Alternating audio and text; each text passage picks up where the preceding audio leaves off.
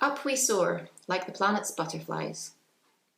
As a citizen of one of the most intensely farmed countries on the planet, a planet that, as Jonathan Safran Foer describes in We Are the Weather, has become one big factory farm, you learn to live with the fact that nature exists only in pieces wedged between farm and city. Small pieces of nature piecemeal. Personally, I'm not so bothered by it. Generally, I feel like a stick figure drawn on an oversized sheet of paper. But it does kill off the wildlife. In much the same way, we've become accustomed to man-made intrusions punctuating our every vista. Seeking out nature in Denmark is like being a stamp collector. One piece I'm particularly fond of is Great Karlsminde Cliff by Isefjord, east of Lunes harbour.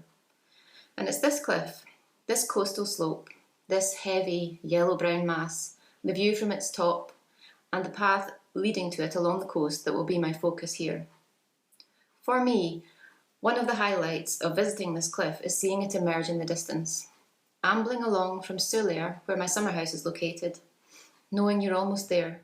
A bit more, just past the bend in the coast, and there I am. And there it is. This nearly kilometre-long cliff, 33 metres above sea level at its highest point, is the largest south-facing cliff in Denmark, and it has been a protected area since 2004. Though not protected from the wind, the rain and the fjord. In some places the cliff is subsiding, sending waves of clay out over the beach. And it is dizzying to look up at this subsiding colossus.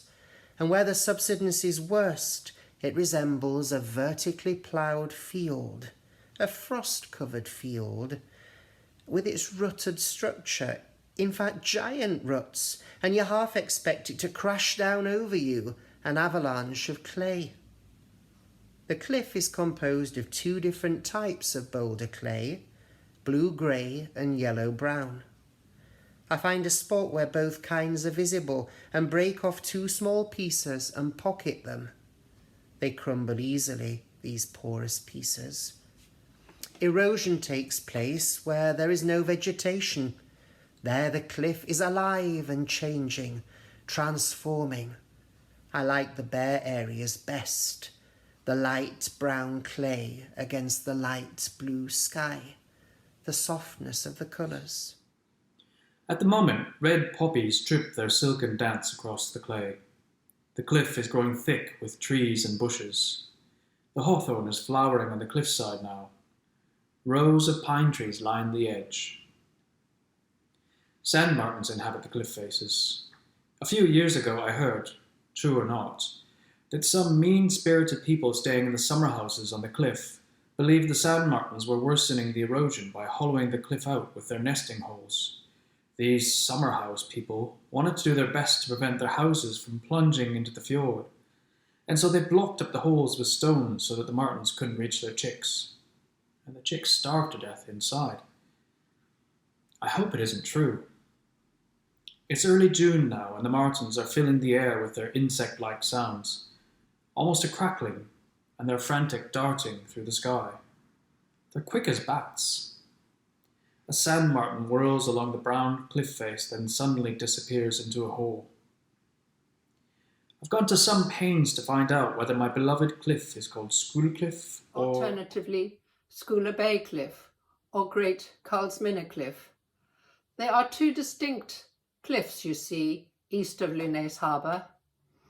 I must confess that in the 20 years I have walked and enjoyed the cliff, I have always just thought of it in the plural, as the slopes by the fjord.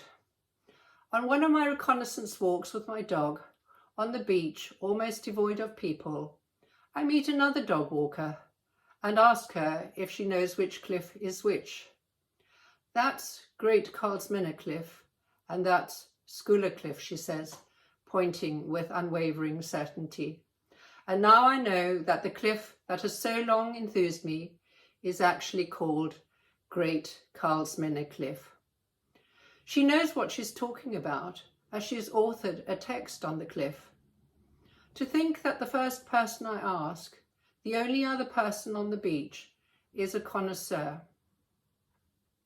Moreover, she is a so-called geocacher.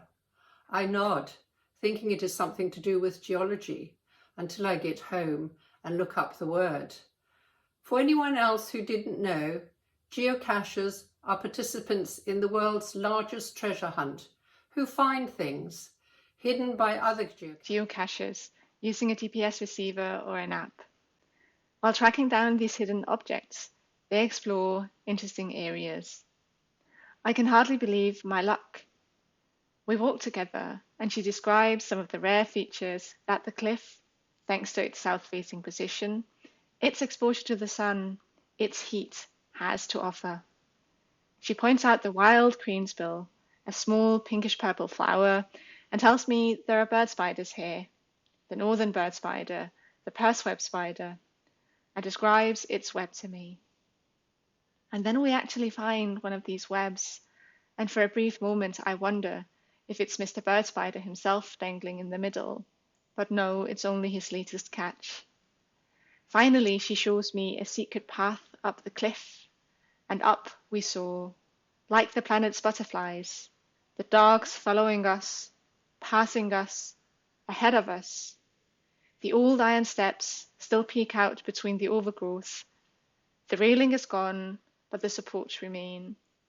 Halfway up, there's a small bench. On the last steep stretch, the tired Velcro of my water sandal comes undone, making me stumble and nearly fly off the cliff. There are sand lizards here too, the geocacher says, and I quickly look around, but my luck has run out for now. From the cliff top, tall chimneys and buildings are visible in the distance, but you can also see the shimmering Isafjord with its clear, shallow waters, the dark Kattegat, Kulehusa, and moorland beyond. And over there lies Alholm, a small, privately owned island in the Isafjord.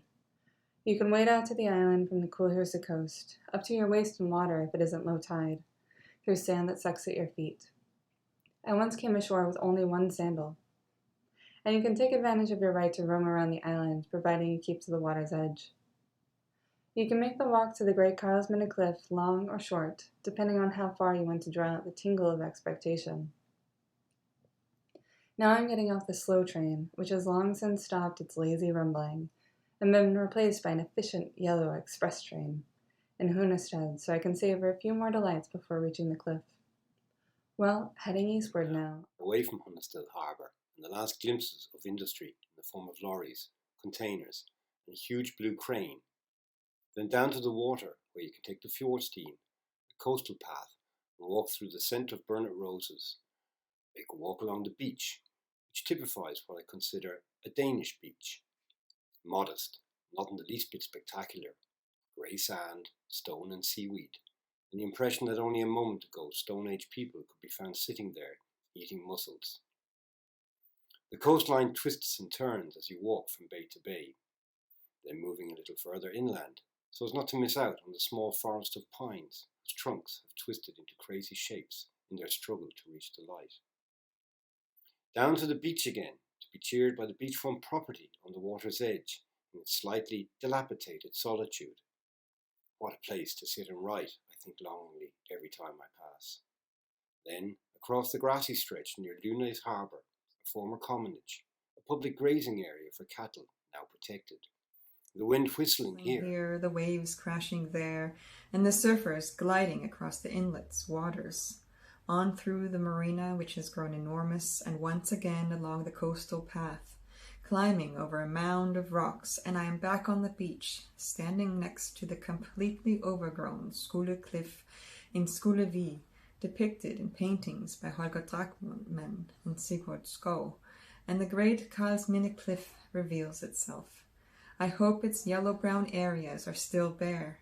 Here 2 options present themselves. Either continue along the coastal path up over the cliff, or stay down on the beach. Whenever I want to soothe my soul, I walk out into the shallow water, I stroll the water's edge, the splashing of my feet mixing with the sound of the waves. But there is also a path right below the cliff, and it is just as wonderful to be so near the uneven body of the cliff, to feel its bulk and heft while walking along the narrow path, with the heat and the floral scent rising from the ground. where one day I might run into a lizard or the bird spider, where the protected sea holly grows.